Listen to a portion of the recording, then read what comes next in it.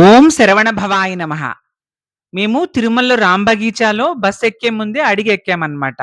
Direct railway స్టేషన్‌కెళ్ళే బస్సులుంటాయి గదా! విష్ణు నివాసం దగ్గరికి. ఆ బస్సే ఎక్కాము. మళ్ళీ బస్ స్టాండ్ నుంచి నడవడం ఎందుకని. సో, డైరెక్ట్‌గా విష్ణు నివాసం దగ్గర దిగాం బస్సు. అక్కడి నుంచి నడుచుకుంటూ రైల్వే స్టేషన్‌లోకెళ్ళిపోయి, ముందుగానే యూటీఎస్‌లో టికెట్ బుక్ చేసుకున్నాము. ఎంజీఆర్ చెన్నై సెంట్రల్ ఎక్స్‌ప్రెస్ ట్రైనొచ్చి 6:30కి ఉందన్నమాట. స్టార్ట్ అయ్యేది. కరెక్ట్‌గా ఆ టైంకి వెళ్ళాము. ఇందులో అన్‌రిజర్వ్డ్ సీట్స్ ఉంటాయి గదా! దాదాపు రూ. 60 అట్లా పడతది టికెటు. ముందుగానే బుక్ చేసుకున్నాము. ఇది కొంచెం ఖాళీగానే ఉంటుంది. ఆ టైంకి మీకు దొరుకుతుందన్నమాట. 8:30 కల్లా మీరు తిరుత్తణిలో దిగిపోవచ్చు ఈ ట్రైన్ ఎక్కితే.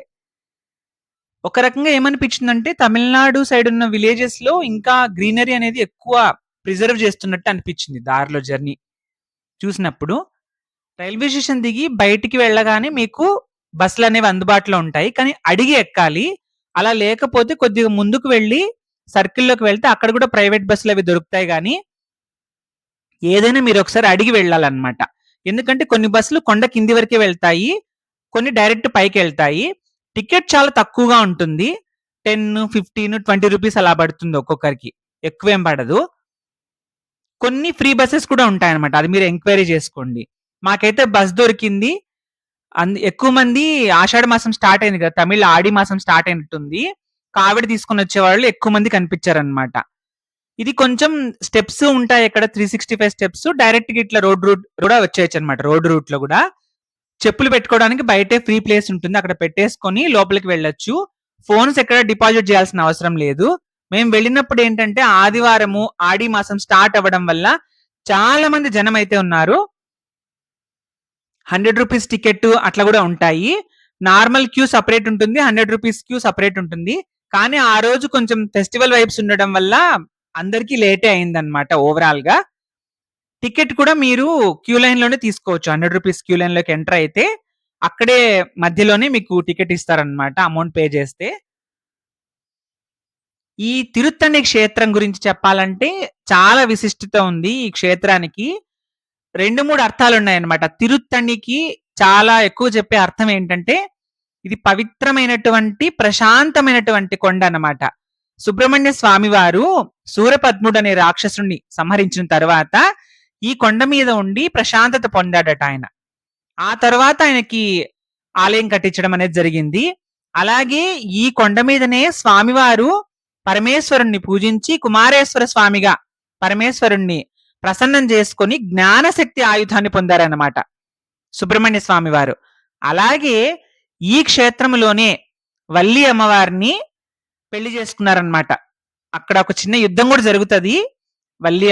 వల్లీదేవిని పెంచినటువంటి తండ్రితో ఆ ట్రైబ్‌తో సుబ్రహ్మణ్య స్వామికి చిన్న యుద్ధం జరుగుతది. ఆ తర్వాత స్వామివారు వేటగాడిగా వస్తారన్నమాట ఈ క్షేత్రంలో. వేటగాడిగా ఉండి ఆ అమ్మవారిని ఇంప్రెస్ చేసి పెళ్లి చేసుకుంటారన్నమాట. స్వామివారు ఇక్కడ శాంతించినటువంటి ప్రదేశం కాబట్టి ఇక్కడ భక్తులు ఏవైనా కోరికలు కోరుకుంటే వెంటనే స్వామివారు నెరవేరుస్తారని ఒక కథనం ఉంది. అలాగే ఇది క్షణికాచలము అని పేరుంది దీనికి తెలుగులో.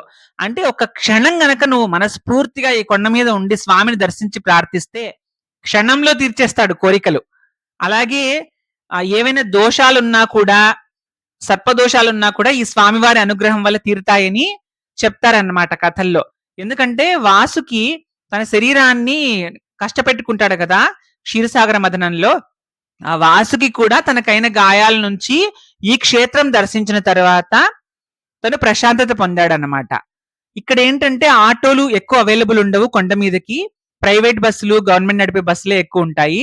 సో మనం ఫాస్ట్ గా బస్సులనే క్యాచ్ చేసుకుంటూ అబ్జర్వ్ చేసుకుంటూ వెళ్ళాలి. మేము వెళ్ళిన మెథడ్ అయితే చెప్తాను మీకు. మార్నింగ్ 6:30కి స్టార్ట్ అయ్యాం కదా! 8:30కి అక్కడికి వెళ్ళిపోయాము. వెంటనే బస్ దొరికింది. కొండ కింద బస్ దిగి మళ్ళీ ఇంకో బస్ ఎక్కి టెంపుల్‌కి అయితే వెళ్ళిపోయాము. టెంపుల్‌లో దర్శనానికి దాదాపు 1 ½ అవర్, 2 అవర్స్ దాకా పట్టింది. బయటకొచ్చి ప్రసాదం తీసుకున్నాము. వెంటనే మళ్ళీ బస్సు కనిపించిందన్నమాట.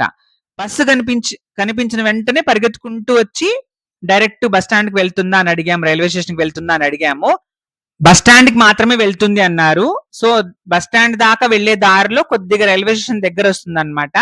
అక్కడ దిగేసి ఇంకా దాదాపు రన్నింగ్ చేసుకుంటూ వెళ్ళామన్నమాట. ఎందుకంటే మళ్ళీ Nagarsol express, weekly express train ఉంది మాకు 10:30కి. సో, మార్నింగ్ దర్శనం చేసుకొని 1 ½ అవర్ లోపల దర్శనం అయింది. వెంటనే టైమ్ వేస్ట్ చేయకుండా కిందకొచ్చేసి అక్కడి నుంచి నాగర్సోల్ వీక్లీ ఎక్స్‌ప్రెస్‌లో 10:30కి ఎక్కేసాము. బయట టికెట్ తీసుకున్నాము. ₹60 పడింది ఒక్కొక్కరికి. సో, మార్నింగ్ వెళ్ళేటప్పుడు ₹60, రిటర్న్ వచ్చేటప్పుడు ట్రైన్‌లో ₹60. మధ్యలో మనము బస్‌కి వాటికి ఖర్చు పెట్టింది ఒక్కొక్కరికి 20, 20 అట్లా పడి ఉంటది. ఇక ప్రసాదంలో పులిహోర, చక్కెర పొంగలి, వడ అన్నీ ఉంటాయి. పులిహోర, చక్కెర పొంగల్ తీసుకున్నా 15, 15 అనుకున్నా కూడా ₹30 అంటే మీరెంత బడ్జెట్ వేసుకున్నా కూడా ₹250 లోపలే ఒక పర్సన్ వెళ్లి రావచ్చనమాట తిరుత్తణికి. ఈ ట్రైన్ జర్నీ గనక ఆప్ట్ చేసుకుంటే. బస్సుకి కొంచెం డిఫరెన్స్ ఉంటది కాస్ట్‌లో, అది మీరు గమనించండి. తిరుపతికి వెళ్ళినప్పుడు, తిరుమల తిరుపతి దర్శనానికి వెళ్ళినప్పుడు ఖచ్చితంగా తిరుత్తణి కూడా ట్రై చేయండి. ఎందుకంటే 64, 67 కిలోమీటర్స్ వస్తుంది తిరుపతి నుంచి. పెద్ద దూరం ఏం కాదు. రిటర్న్‌లో మేము వచ్చిన ట్రైన్ అనేది రేణిగుంట స్టాప్ ఉందన్నమాట. రేణిగుంటలో దిగేసి అక్కడ భోంచేసుకొని నేను మళ్ళీ బెంగుళూరుకి ముందే బస్ బుక్ చేసుకున్నాను. సో, మనకు అక్కడ బస్ కోసం వెయిట్ చేశాను. సో, నెక్స్ట్ బస్ ఎక్కేసానన్నమాట. 1:30కి అట్లా బస్ ఉన్నింది. ఎంఎస్ సుబ్బలక్ష్మి గారి విగ్రహం ఉంటుంది కదా! దానికి అపోజిట్ లోనే బస్ వచ్చిందన్నమాట. ఫ్లాగ్ దగ్గరికి ఎక్కేసాను. తిరుత్తణి క్షేత్ర విశిష్టత గురించి చిన్న మాటలో చెప్పలేమన్నమాట. ఇక్కడే స్వామివారు ముత్తుస్వామి దీక్షితారు ఉన్నారు కదా! కర్ణాటక సంగీత త్రయంలో ఒకరిగా చెప్తాము. ఆయనకు ఒక వృద్ధుడి రూపంలో దర్శనం ఇచ్చి ఈ క్షేత్రంలోనే స్వామివారికి ప్రసాదం ఇస్తారట. కలకండ ప్రసాదం ముత్తుస్వామి దీక్షితర్ వారికి. ఆ తర్వాత ఆయన ఆసువుగా కీర్తనలు చెప్పడం, ఆ కృతులు చెప్పడం అనేది స్టార్ట్ చేశారు. సుబ్రహ్మణ్య స్వామి అనుగ్రహం వల్ల అని కూడా ఒక కథనం అయితే ఉంది. ఇలా తిరుత్తణి క్షేత్రానికి గొప్ప విశిష్టత ఉందన్నమాట. ఈ వీడియో మీకు నచ్చితే లైక్ చేసి షేర్ చేయండి. ఇలాంటి మరిన్ని వీడియోల కోసం ఈ ఛానల్ ని సబ్స్క్రైబ్ చేయండి. వీడియో నచ్చితే హైప్ చేయండి. మీ అభిప్రాయాన్ని కామెంట్ సెక్షన్ లో తెలియజేయండి. ఓం శరవణ భవాయ నమః.